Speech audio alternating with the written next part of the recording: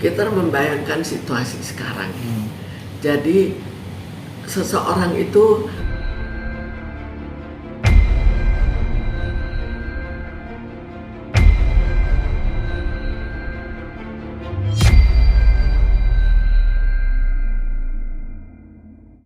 saya mau menanyakan tentang KDRT ini, maksudnya dari sisi psikolog sendiri, apakah memang ada ibarat kata kelainan jiwa ya bisa dibilang itu? Apakah bisa disebut KDRT? bipolar? kita membayangkan situasi sekarang. Jadi seseorang itu ada kepribadian dan di samping kepribadian ada faktor pencetus yang ada. Pada saat ini kita bisa bayangkan bahwa pencetus itu terlalu banyak, orang terlalu stres. Kalau terlalu stres, maka kepribadian yang tidak terlalu baik itu bisa langsung menjelma menjadi hal yang negatif. Tapi kalau misalnya kepribadiannya begitu kuat, begitu matang, maka mungkin akan kurang berpengaruh, paling tidak akan membuat suatu tindak kekerasan yang terlalu berat. Tapi kalau misalnya kepribadiannya lemah, maka masalah kecil saja bisa membuat dia bertindak keras. Lalu juga kita lihat lingkungannya, bagaimana lingkungannya. Kita kembali pada daerah tertentu, kita tahu bahwa masalah pemukulan dengan fisik itu merupakan hal yang biasa, sedangkan di daerah lain itu merupakan hal yang tidak biasa, dan hal itu sudah bisa dilihat sejak di sekolah. Di sekolah, di tempat-tempat yang banyak terjadi tindak kekerasan, itu biasanya anak-anak sekolah itu sudah menganggap bahwa kalau tidak berkelahi itu bukan pria. Jadi pola pikirnya sudah berbeda. Itu sudah ditanamkan berarti? Ditanamkan sudah, tapi di tempat lain yang lebih tenang, mereka beranggapan bahwa perkelahian itu negatif, walaupun terpaksa dilakukan karena emosinya tidak terkendalikan. Nah, dampak dari orang yang terkena KDRT sendiri, Bu, ini akan mengalami trauma seperti apa?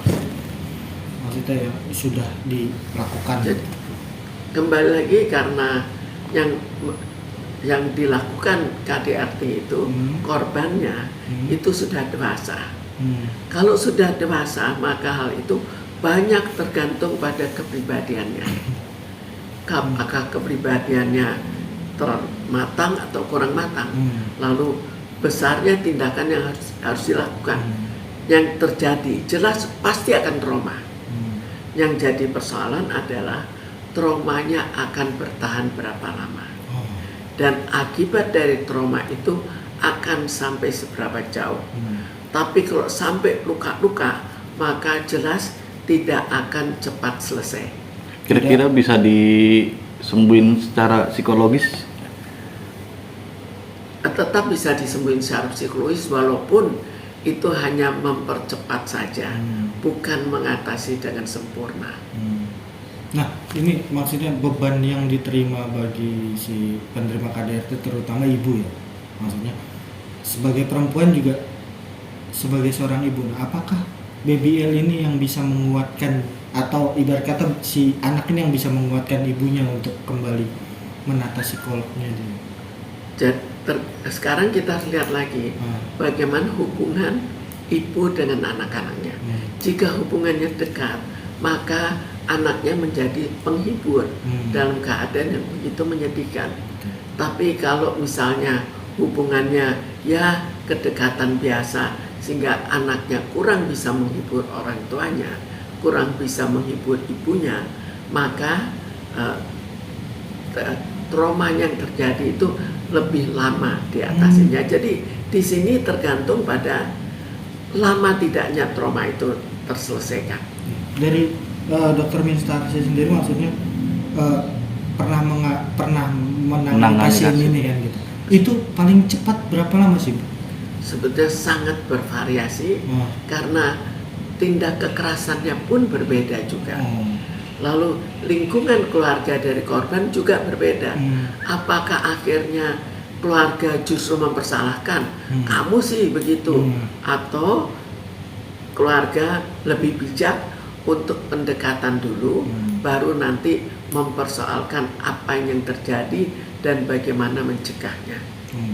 Berarti memang tidak bisa ditentukan waktunya berarti ya? Orang itu sangat bervariasi satu dengan yang lain, bervariasi dalam sifatnya, bervariasi lagi dalam kejadiannya. Jadi semua itu membutuhkan penanganan yang berbeda dan waktu untuk penyelesaian juga berbeda. Kita lihat saja, bahkan orang yang sampai dipenjarakan, ada yang akhirnya betul-betul tidak berani lagi atau justru nekat, justru akan berbalik. Jadi itu manusia akan berbeda. Ini juga sama, apakah dia nantinya akan ketakutan atau dia justru akan menjadi pemberani. Itu kembali lagi ke masing-masing pribadinya berarti. Kembali pada masing-masingnya. Oke, terakhir apa sih pesan dari Dr. Mintarsi sendiri kepada publik, maksudnya untuk mencegah adanya KDRT dan sampai akhirnya berefek dan berdampak kepada anak-anak nih, bagaimana?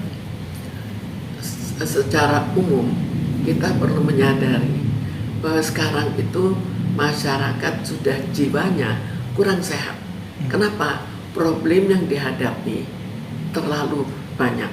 Jadi dia problem keuangan, problem kesetiaan suami istri, problem karier, banyak hal yang menjadi penyebab munculnya suatu emosi.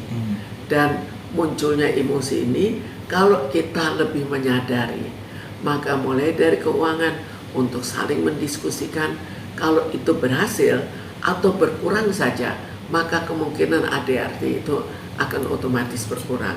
Demikian juga dalam mengatasi kesulitan-kesulitan di luar dan saling mentolerir antara suami dan istri dalam mengatasi kesulitan yang ada.